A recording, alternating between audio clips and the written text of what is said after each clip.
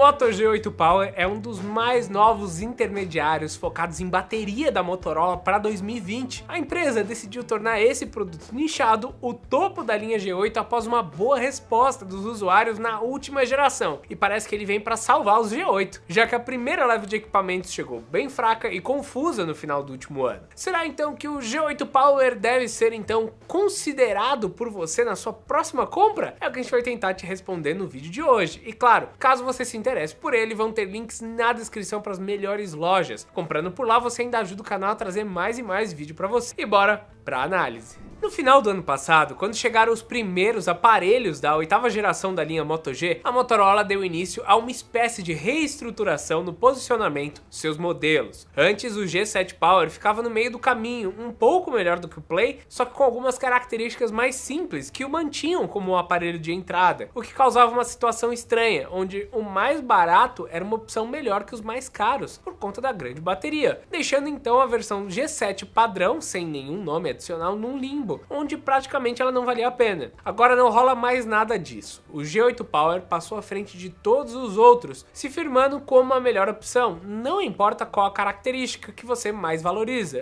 menos uma, tá? Que é a câmera, mas depois eu falo dela. Para começar, a carcaça do G8 Power é praticamente igual ao resto da nova geração, todo feito em plástico e com as câmeras dispostas em forma de I, perdendo a icônica boca de bueiro que há muito tempo já tá caindo fora, mas ainda mantendo um pouco de personalidade perante os aparelhos de outras marcas. A Motorola também manteve a entrada de fone de ouvido, algo que tem desaparecido aos poucos dos smartphones, exceto nesse segmento de intermediários, onde não dá para esperar que uma pessoa pague metade do preço do celular em um fone Bluetooth. Inclusive, algo que me impressionou nessa questão de som é que o G8 Power tem falantes estéreo. O som é até que bem balanceado entre os dois falantes, sem sair muito mais alto por baixo do que por cima, o que geralmente acontece em alguns outros modelos. A qualidade é também satisfatória, sofrendo um pouco no baixo, mas já tá ótimo comparado com os principais concorrentes, que de novo, ou possuem isso desbalanceado ou apenas uma saída que é fraca. Eu gostei muito e é um baita de um diferencial para sua faixa de preço, e ponto que a Motorola vem trazendo nos últimos anos. O corpo em si é relativamente pequeno, no entanto, isso não impede dele ter a maior tela dentre os novos Moto G, alcançando 6.4 polegadas, e que também subiu para a resolução Full HD, algo que era um ponto fraco no G7 Power. Essa façanha é possível graças ao abandono daquele entalhe em forma de U, optando pelo furo no canto esquerdo da tela, algo parecido com o que a Samsung anda usando e que consegue aumentar bastante a porcentagem de ocupação da tela. Porém, como o G8 Power utiliza painel LCD, as bordas em torno desse furo tiveram de ficar um pouco mais grossas para evitar o vazamento de luz pelos cantos, o chamado de backlight bleeding, que também ainda ocorre um pouquinho, tá? A questão é que qualquer luz a mais nessa região pode atrapalhar as fotos com a câmera frontal, deixando um esbranquiçado, como se a lente estivesse um pouco suja. Então essa foi a solução. Além disso, as bordas no entorno da tela estão um pouco menores do que no G7, mas ainda não são tão finas quanto vemos nos aparelhos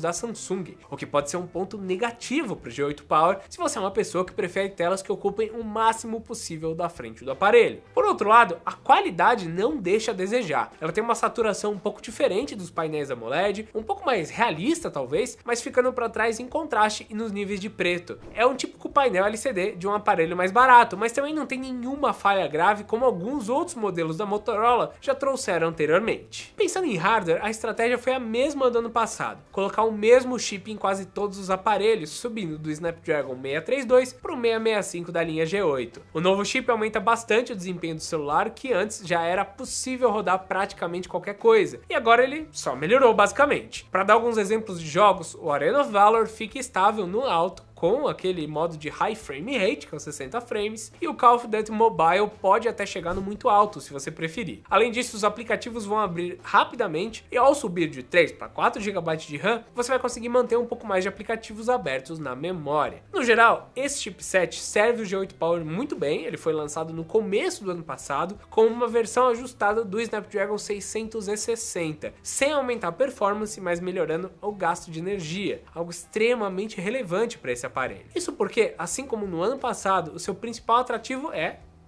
Bateria, como vocês adivinharam? São 5.000 mAh de carga, chegando a durar mais de 6 horas gravando e entre 12 e 13 horas no YouTube direto, com um brilho no máximo do máximo. Provavelmente você, na sua casa, vai conseguir números até melhores do que esse. Claro que quando comparado com o G7 Power, esses são valores um pouco piores, porém a gente tem que lembrar que essa tela agora é Full HD, que o desempenho subiu consideravelmente e que tudo isso vai puxar mais energia. Então, ainda assim, temos uma quantidade muito boa. Não é tão boa quanto antes, mas ainda é muito boa. E, infelizmente, o carregador na caixa não acompanha toda essa quantidade, e daí você precisa passar umas boas horas com ele na tomada, chegando a passar de 2 horas e meia para ir de 0 a 100%, mesmo com o turbocharger de 15 watts da Motorola. Por um lado, isso pode ser melhor para a saúde da bateria, mas por outro, você provavelmente vai precisar deixá-lo carregando durante a noite, e é bom não esquecer, senão você pode ficar sem o celular no começo do dia. De qualquer forma, o pouco que carregar vai durar bastante. Em câmeras, o G8 Power preferiu maior versatilidade contra melhor desempenho quando comparado com a linha One, Vision, Hyper e Zoom, mas conseguiu superar o Moto G8 Plus no geral. Na traseira temos 4 lentes, principal de 16 megapixels, ultra-wide de 8, zoom óptico de 2 vezes e uma macro. Como eu já falei em outros vídeos da marca, a Motorola tem uma tendência estranha de deixar o preview das fotos deveras pior do que o resultado final. Isso passa uma impressão ruim para quem está manejando o celular, mas mesmo depois do processamento ainda dá para ver que elas são de um intermediário, com um certo chiado em média luz e até um pouco de chiado também em boa luz, tá? Além de brancos estourados em situações onde tem muita luz. Você tem que estar com a condição basicamente perfeita para ele sair muito bem. Outro problema comum a todas as lentes foi a dificuldade em focar direito no que eu quero, sempre demorando alguns segundos para acertar. Eu tive um pouco de problema também em alguns momentos onde a câmera decidiu focar em outra coisa aleatória. Até mesmo a câmera macro tem um pouco disso. Ela me surpreendeu em boa luz e me fez desgostar dela em média e baixa luz, onde os 2 megapixels aparecem e granulam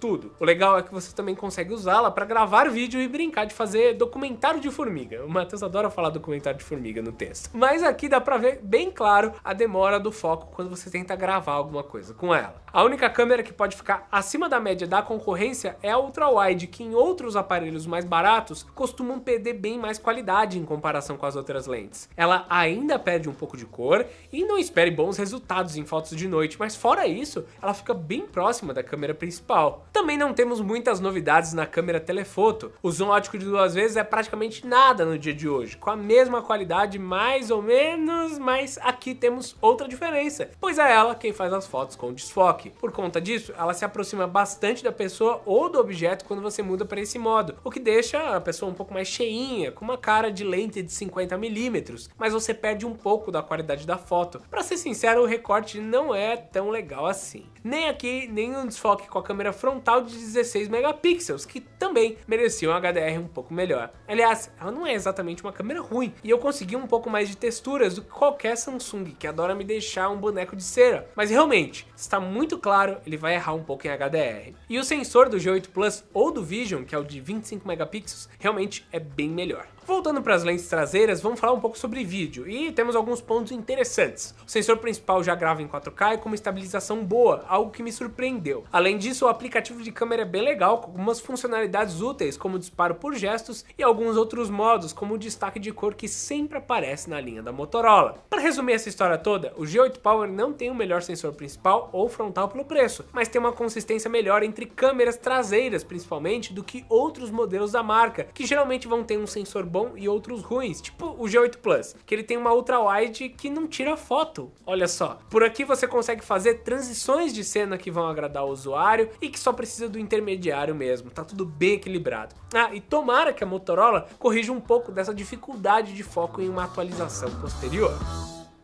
Por último, a Motorola praticamente não tem uma interface própria, mesmo nessas versões que não utilizam o Android One, só colocando um aplicativo diferente aqui e ali, e de resto é até mais básico que o sistema utilizado nos celulares da própria Google. Agora, com o Android 10, só o Moto Action são mesmo um diferencial e ainda assim pequeno, já que a maioria das funcionalidades foram absorvidas pelo Android ou implementaram algo melhor. A Motorola tem se mostrado uma das poucas empresas que ainda são opção para quem quer um Android mais puro possível e andam fazendo atualizações constantes, o que é bem legal até mesmo nos intermediários.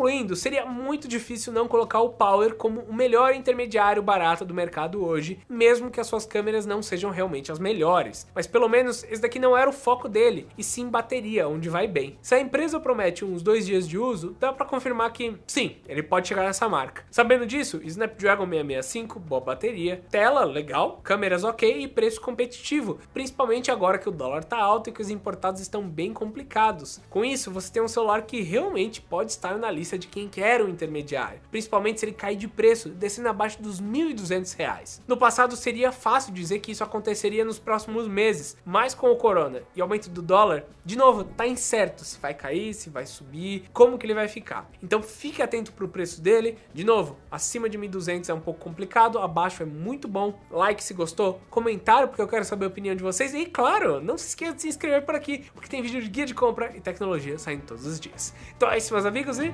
até mais!